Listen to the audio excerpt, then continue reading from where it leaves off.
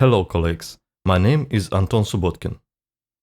I am the head of the acoustic research department at the THOR company, as well as a researcher at the Institute of General Physics of the Russian Academy of Science and at the Institute of Building Physics. I will present you with a report on the acoustic visibility of silent electric vehicles and on the AVAS system. Our study is motivated by the problem of traffic safety of electrified vehicles and low-noise micro-electric vehicles, such as electric cars, electric motorcycles, electric scooters, and electric kick scooters.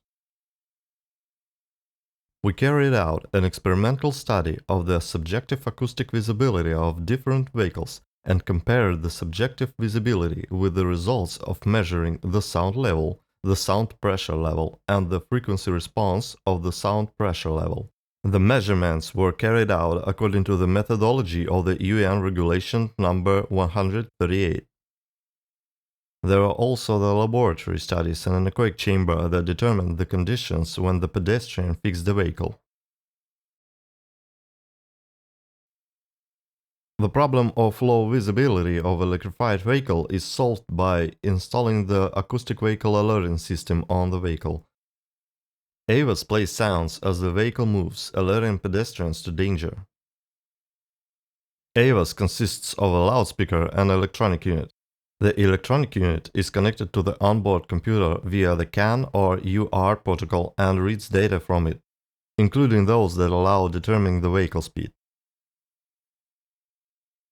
AVAS can play sounds that are loaded into the memory of its electronic unit.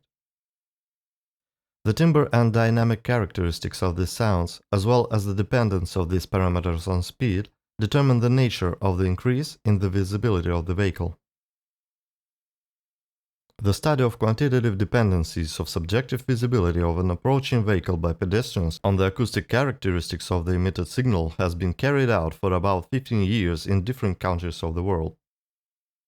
The results of these studies have been the creation of a number of national standards that provide technical regulation of the principles of operation of AVAS systems in different countries. Let's define the goals of our study. We can qualitatively state without any additional research that the visibility of the signals emitted by the AVAS system is determined by the relationship. The ratio of the loudness of the emitted signal to the loudness of the background noise, signal-to-noise ratio. Spectral composition of the emitted signal and background noise. Dynamic properties of the sound itself, character of sound rise, modulation, etc. The aim of the study was in determining the quantitative signal-to-noise ratio, SNR, for different types of signal with different types of ambient noise. In developing the principle of operation of the AVAS system, which ensures the visibility of the vehicle regardless of speed in any type of ambient noise. So, in the first part of our study, we set up a full-scale experiment and conducted a series of driving tests for different vehicles.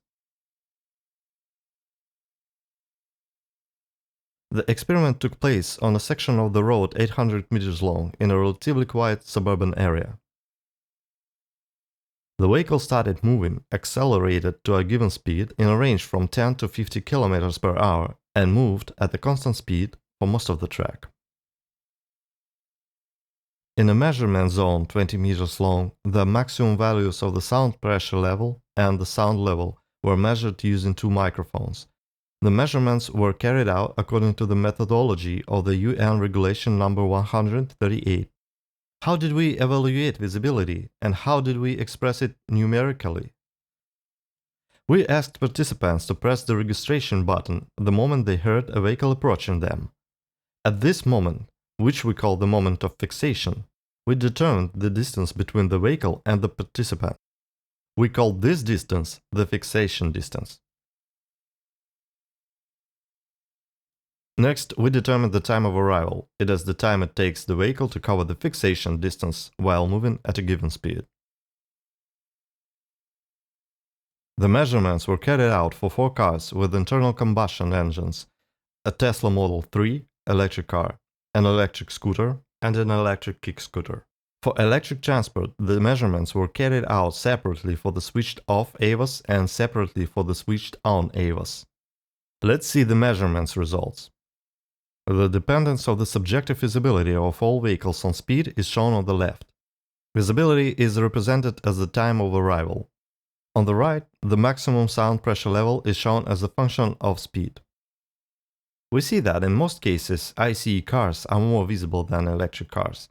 The only exception is Volvo, which showed visibility at the level of an electric car. The electric moped and electric scooter show significantly lower visibility, and this visibility has a well traceable connection with the results of measuring the sound pressure level. It is clear that the main difference in noise levels between combustion engine vehicles and electric vehicles is due to engine noise. This can be clearly seen on the graph on the frequency response of the sound pressure level, for example at the speed of 10 km per hour. High levels in the frequency bands from 25 to 80 Hz are due to second harmonic of the frequency of the engine while driving. This low-frequency sound is the main marker of the acoustic visibility of traditional cars.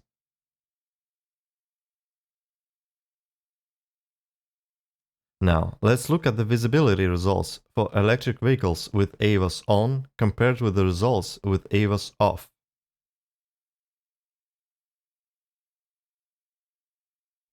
We see that acoustic visibility can be significantly increased by increasing the volume. For the type of background environment typical for a quiet country place, such visibility is definitely excessive and degrades the acoustic ecology. In order to study in more detail the dependence of the moment of subjective acoustic fixation of vehicle, we conducted a series of laboratory experiments in one of the largest anechoic chambers in Europe. The sound of the tires was created in a special editor. The approach of the vehicle was simulated using automation in digital audio workstation. The processed sound was fed to three-way loudspeaker. Ambient background noise was simulated using a stereo system of 5 loudspeakers and 1 subwoofer.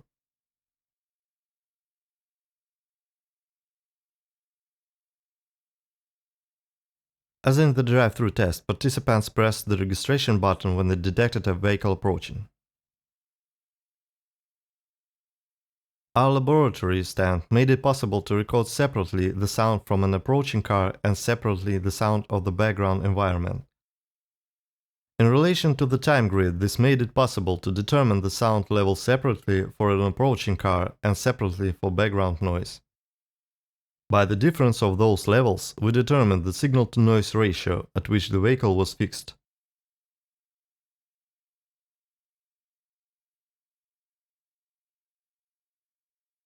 In addition, we measured the visibility of the same vehicle 28 times under the same conditions, which allowed us to determine the measurements error for each of the 2 participants, which was expressed in the standard deviation of the results.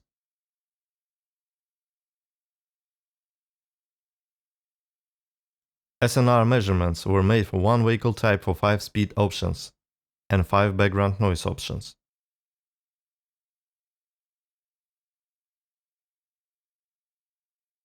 We simulated the noise of a park area, the noise of a city courtyard, and also carried out measurements at 3 levels of pink noise.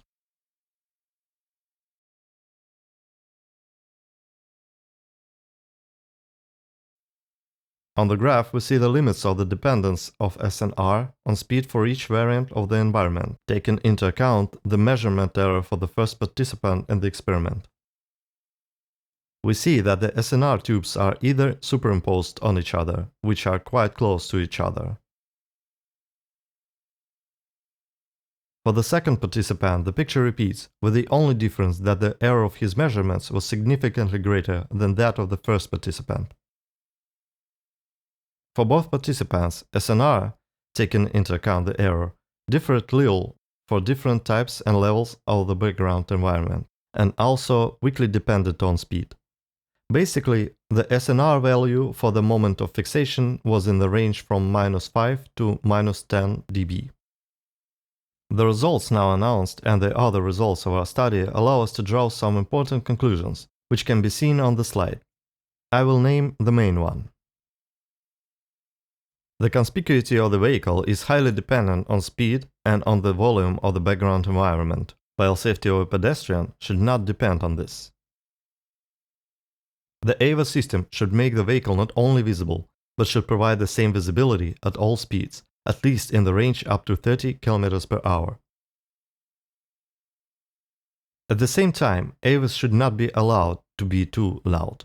In quiet places or at night, this leads to excessive visibility and deterioration of acoustic ecology. Such visibility requirements can be achieved thanks to the adaptive principle of operation of AVAS. The sound of such an AVAS should consist of several layers, the level of reproduction of which varies depending on the speed, time of day, and geolocation of the vehicle. At the moment, the process of obtaining a patent for such an adaptive AVAS playback principle is underway. At the end of the report, I propose to listen to an example of the sound of the AVAS system for an electric scooter, an electric car, and a moped.